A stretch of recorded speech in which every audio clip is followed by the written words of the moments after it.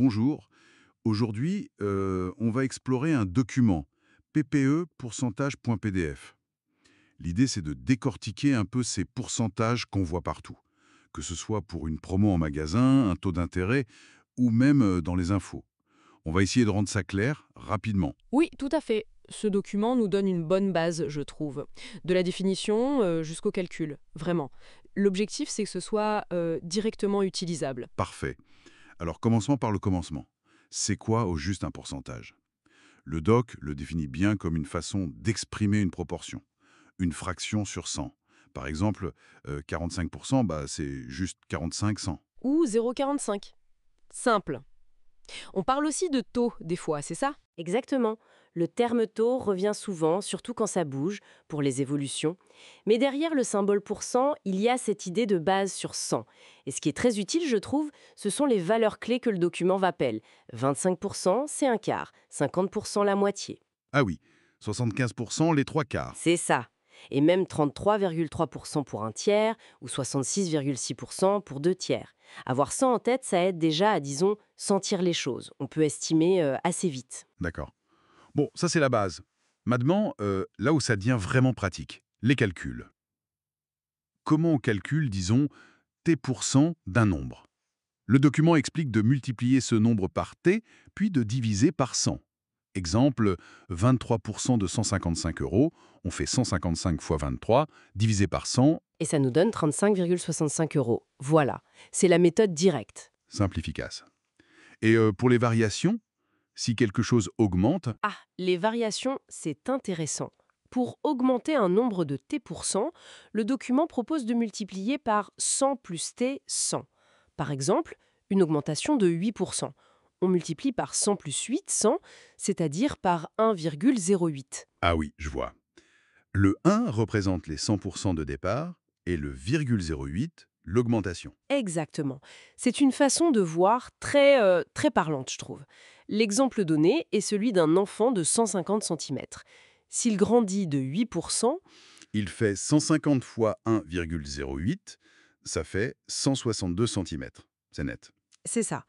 Et logiquement, pour une diminution, c'est le même principe, mais en soustrayant. Donc, si on veut diminuer de t%, on multiplie par 100 moins t100. Tout à fait. Pour une baisse de 18%, par exemple, on fait 100 moins 18, ça donne 82, donc on multiplie par 82 100, soit 0,82. Comme l'exemple du gaz. 135 mètres cubes réduit de 18%, ça fait 135 fois 0,82. Ce qui donne 110,7 mètres cubes.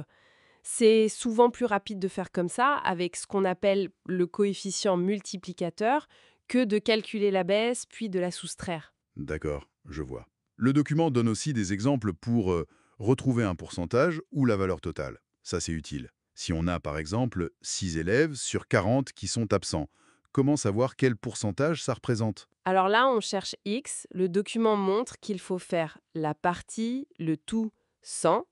Donc 6, 40, 100. Ce qui fait 15%. D'accord. Donc 15% de la classe. C'est une application directe de la définition et l'inverse marche aussi. Si on connaît la partie et le pourcentage, on peut retrouver le tout. L'exemple donné, si 67% de la masse d'un objet font 166,16 kg, comment trouver la masse totale, le 100%? Alors là, il faut diviser la partie par le pourcentage. Oui, en quelque sorte. Si 166,16 kg, c'est 67%, alors on divise 166,16 par 6700, ce qui revient à faire 166,16 divisé par 67, puis multiplié par 100. D'accord. Et ça donne 248 kilos. Ok, ça demande un peu de gymnastique mentale au début. Oui, mais c'est toujours la même logique. Lier la partie, le tout et cette base 100. Une fois qu'on a compris ça, ça devient plus fluide. Prenons le dernier exemple, celui de la tige en acier. Elle passe de 40 cm à 39,6 cm. Elle a diminué de 0,4 cm. Pour trouver le pourcentage de diminution, on fait 0,4 divisé par 40, 100. Ça donne 1%. Une toute petite diminution de 1%. Exactement, 1%. Et là, on touche à quelque chose d'important. Ce 1%, est-ce que beaucoup ou peu? Ben, ça dépend, j'imagine. Tout à fait, hein. 1% sur une baguette de pain, ce n'est rien. 1% de marge d'erreur sur le lancement d'une fusée, c'est potentiellement catastrophique. C'est ça que le document nous rappelle aussi. Indirectement, les pourcentages sont un outil puissant pour comparer, pour exprimer des changements relatifs. Ils mettent les choses à la même échelle, en quelque sorte. Que ce soit en physique, en finance, en sociaux. Partout, oui. Donc, si on résume un peu, l'essentiel, c'est de bien comprendre cette idée de pourcent, de fraction sur 100. Oui, et de maîtriser les calculs de base.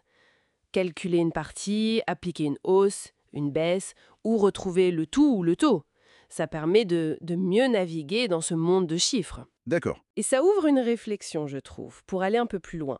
On a vu que le pourcentage est relatif. Mais comment est-ce que cette relativité influence notre interprétation? Une même augmentation de, disons, 10%, ça n'a pas du tout le même impact concret si ça s'applique à un petit prix ou à un budget énorme, n'est-ce pas? Ah oui, bonne remarque. 10% de 10 euros, c'est 1 euro. 10% d'un million, c'est 100 000 euros. Le pourcentage est le même, mais la réalité derrière? Voilà. C'est une piste intéressante. Toujours garder en tête la valeur absolue à laquelle le pourcentage s'applique pour vraiment comprendre ce qu'il signifie.